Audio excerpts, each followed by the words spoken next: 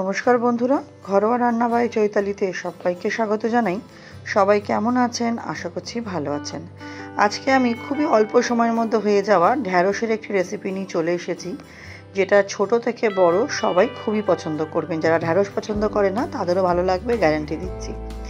আমি এখানে 200 গ্রাম মতো ছোটো ছোটো সাইজের ঢ্যাঁড়স নিয়ে নিয়েছি। ঢ্যাঁড়সগুলো আমি আগেই ধুয়ে নিয়েছি, কারণ কাটার পর ঢ্যাঁড়স আমি ধোবো না, কারণ ঢ্যাঁড়সের যে একটা পিচ্ছিল ভাব থাকে সেটা বেশি হয়ে যায়, কাটার পর ধুলে বেশি হরহর করে।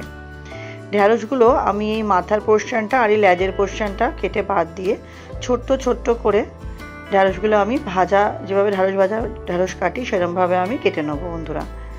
সমস্ত ঢ্যাঁড়সই আমি কেটে নেবো। ঢ্যাঁড়সের রেসিপিটা বন্ধুরা খেতে এতটাই সুন্দর হয় যে এটা গরম ভাতের পাশে ঘি বা মাখন দিয়ে বা ডালের সাথে খেতে তো অপূর্ব হয়। এছাড়া রুটি, লুচি, পরোটার সাথেও খেতে কিন্তু বন্ধুরা মন্দ লাগে না। একটি অনুরোধ করব, ভিডিওটি একটি লাইক দিয়ে দেখা শুরু করবেন। আর অনুরোধ করব স্কিপ করবেন না, স্কিপ করলে পুরো পদ্ধতিটাই মিস করে যাবেন। আপনার সাথে গল্প করতে করতে আমি সবকটা ঢ্যাঁড়সই কেটে নিচ্ছি বন্ধুরা, দেখুন। আর ঢ্যাঁড়স কাটা হয়ে গেলে আমি পাশাপাশি আলুগুলো কেটে নেবো। ডুমু ডুমু করে কেটে আমি আলুগুলো ধুয়ে নেবো। আলুগুলো অবশ্যই আমি অফ ক্যামেরা কেটেছি, কারণ যদি আলু কাটারও দেখাতাম তাহলে ভিডিওটা অনেকটা বড় হয়ে যেত। ঠিক এইভাবে দেখুন। এবারে আমি অন্য পাশে গ্যাসে কড়াই বসিয়ে দিলাম। গ্যাসে কড়াই বসিয়ে দিয়ে তেলটা গরম হলে তেলের মধ্যে আমি ছোটো চামচের 1 চামচ কালো জিরে ফোড়ন দিলাম, আর দিয়ে দেবো 2টো শুকনো লঙ্কা, অবশ্যই ফাটিয়ে দেবেন। দিয়ে ফোড়নটা আমি কয়েক সেকেন্ড নাড়াচাড়া করে নেবো। নাড়াচাড়া করে নেওয়ার পর আমি তেলের মধ্যে অল্প একটুখানি হলুদ দেবো, যাতে আমি তেলের মধ্যে যখন আলুটা দেবো যাতে তেলটা ছিটকে না আসে। হলুদের জায়গায় আমরা নুনও দিতে পারেন, তাতেও ছিটকায় না। হলুদ দিয়ে দিলাম। এবার আমি আলুটা দিয়ে অল্প একটু নুন দিয়ে আলুটা ভাজা ভাজা করে নেব। লক্ষ্য রাখতে যেন বেশি পুড়ে না যায়, হালকা কালার চেঞ্জ হলেই হবে। নতুন বন্ধু যারা আমার এই চ্যানেলে নতুন, ভিডিওটি প্রথম দেখছেন, আমার রেসিপিগুলো যদি আপনাদের সামান্য হলেও ভালো লেগে থাকে, চ্যানেলটি সাবস্ক্রাইব করে পাশে থাকার অনুরোধ রইল। পাশে থাকা বেল আইকনটি প্রেস করে অল নোটিফিকেশানটা অন করে নেবেন, যাতে আমি চ্যানেলে যখনই নতুন নতুন রেসিপি দেবো সবার আগে আপনাদের কাছে নোটিফিকেশান পৌঁছে যাবে। এবং পুরনো বন্ধুদের অনেক ধন্যবাদ পাশে থাকার জন্য, সাপোর্ট করার জন্য। অনুরোধ করব এভাবেই পাশে থাকবেন। আমিও সবাইকার পাশে আছি, এবং ভালো লাগলে অবশ্যই ফ্রেন্ডস ফ্যামিলির সাথে শেয়ার করে দেবেন, যাতে আমি আরও এগিয়ে যেতে পারি। আমিও আপনাদের সাথে আছি, যাতে আমরা সবাই একসাথে এগোতে পারি।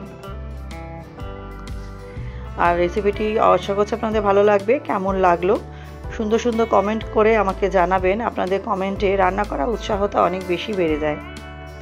দেখুন আলুটা আমার ভাজা হয়ে গেছে। কিছুক্ষণ ঢেকে রাখবো, তাও যাতে আলুগুলো একটু নরম হয়ে যায়।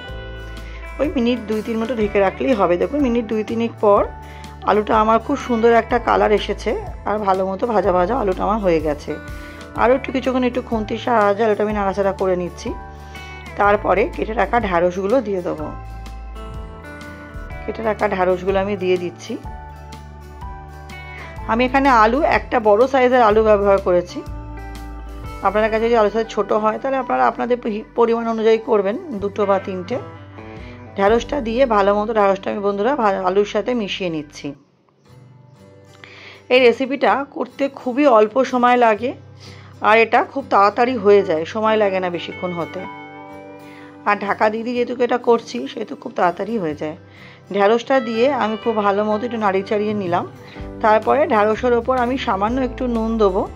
নুনটা অবশ্যই বুঝে দেবেন, কারণ আলু ভাজার সময় যেহেতু আমি নুন দিয়েছিলাম, বেশি যেন নুন কাটা না হয়ে যায়। ঢ্যাঁড়সের ওপর নুন দিয়ে ঢ্যাঁড়সটা আমি খুব সুন্দর একটু ভাজা ভাজা করে নিচ্ছি বন্ধুরা।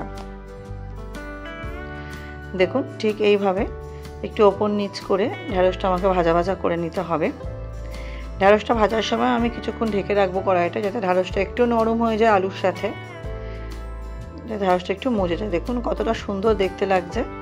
এখনও রেসিপিটা কমপ্লিট হয়নি বন্ধুরা, আরও একটা জিনিস দেওয়া বাকি আছে। ঢ্যাঁড়সটা দিয়েও আমি এটা খুব ভালো মতো ভাজা ভাজা দেখুন আমার হয়ে গেছে। প্রায় ঢ্যাঁড়স আলু আমি দুটোই আমার খুব ভালো মতো ভাজা ভাজা হয়ে গেছে বন্ধুরা। এবার এর মধ্যে আমি একটা স্পেশাল জিনিস দেবো, সেটা হচ্ছে পোস্ত। 1 চামচ পোস্ত আমি এর ওপর ছড়িয়ে দেবো। তাতে কি হবে, এই রেসিপিটার স্বাদটা আরও 4 গুণ বেড়ে যাবে।